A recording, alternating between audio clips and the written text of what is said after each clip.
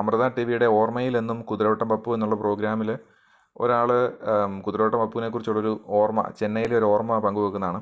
അതായത് ചെന്നൈ വടപളനിയിൽ സദൻ സ്ട്രീറ്റ് എന്ന് പറഞ്ഞിട്ടൊരു സ്ട്രീറ്റ് ഉണ്ട്.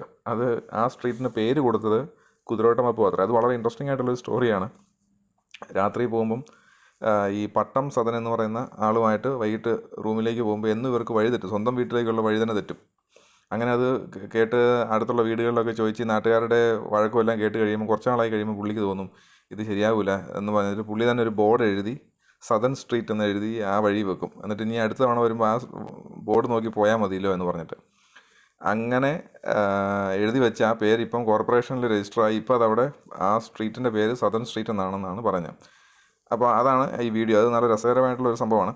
പറഞ്ഞ് അവതരിപ്പിക്കുന്നത് നല്ല രസമായിട്ടാണ്. ഓക്കെ, അപ്പോൾ അതിൻ്റെ കമൻസ് ഒന്ന് വായിച്ചു നോക്കാം. പിഷുവിൻ്റെ അതിശയം അടിപൊളി. പിഷു വിചാരിച്ചാണ് എന്നേക്കാളും വലിയ തള്ളുകാരുണ്ടോ എന്ന്. പക്ഷേ ശരിക്കും ഉള്ളതാണെന്ന് അറിയുമ്പോൾ ഉള്ള ചിരി. പപ്പുവേട്ടൻ കോഴിക്കോടിൻ്റെ അഭിമാനം. P Chandrakumar sir. ഓക്കെ, അപ്പം പി ചന്ദ്രകുമാർ സാർ ആയിരിക്കും ഈ കഥ പറയുന്നത്. എനിക്ക് ആ കഥ പറയുന്ന ആളെ എനിക്ക് മനസ്സിലായില്ല.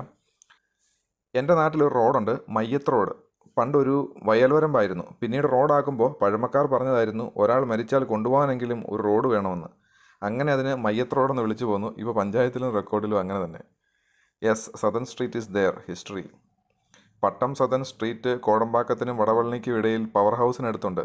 അല്പം നാരോ സ്ട്രീറ്റാണ്. Pappu is a real Malayali. അതെ, ഉണ്ട്, വടപളനിയിൽ. ദുബായ് ജബലലി എന്ന പോർട്ട് ഏരിയയിൽ പാർക്കോ എന്ന ലൊക്കേഷൻ മുനിസിപ്പാലിറ്റിയിലുണ്ട്. Old Parco supermarket was there. പോടാ, ഒരാവശ്യമില്ലാതെ പോടാന്നൊക്കെ വിളിച്ചിട്ടുണ്ട്. ഓക്കെ.